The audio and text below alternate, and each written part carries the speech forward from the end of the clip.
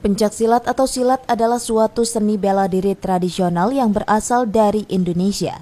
Selain secara luas lebih dikenal di tanah air, pencaksilat juga dikenal di Malaysia, Brunei, Singapura, Filipina Selatan, dan Thailand Selatan, sesuai dengan penyebaran berbagai suku bangsa. Berkat peranan para pelatih asal Indonesia, kini Vietnam juga telah memiliki pesilat-pesilat yang tangguh.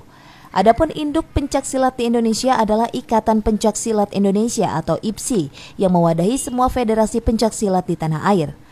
Sementara induk di berbagai negara adalah Persekutuan Pencaksilat Antar Bangsa atau Persilat yang dibentuk oleh Indonesia, Singapura, Malaysia, dan Brunei Darussalam. Bela diri pencaksilat juga dikenal sebagai olahraga bela diri yang memerlukan banyak konsentrasi. Selain itu, cabang olahraga ini juga mengandung unsur budaya Cina, agama Hindu, Buddha, dan Islam.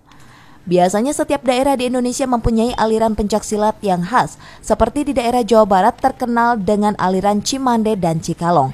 Jawa Tengah ada aliran Merpati Putih, dan Jawa Timur dengan aliran Perisai Diri. Setiap 4 tahun di Indonesia sendiri ada pertandingan pencaksilat tingkat nasional. Pekan Olahraga Nasional atau PON, pencaksilat juga dipertandingkan pada SEA Games sejak tahun 1987. Di luar Asia juga banyak daerah lain yang menggemari olahraga yang satu ini, seperti Amerika, Australia, Belanda, dan Jerman. Banyaknya antusias dari semua kalangan kepada olahraga bela diri yang satu ini ternyata berdampak pesat pada perkembangan seni budaya silat di setiap daerah.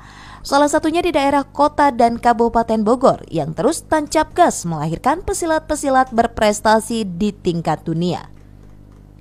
Selain banyak melahirkan bibit dan atlet potensial, olahraga pencaksilat juga menjadi salah satu alat pemersatu Nusantara.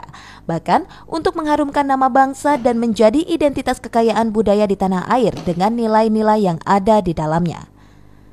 Dari Bogor Raya, Cafi Alfi Adrian melaporkan untuk Dinamika.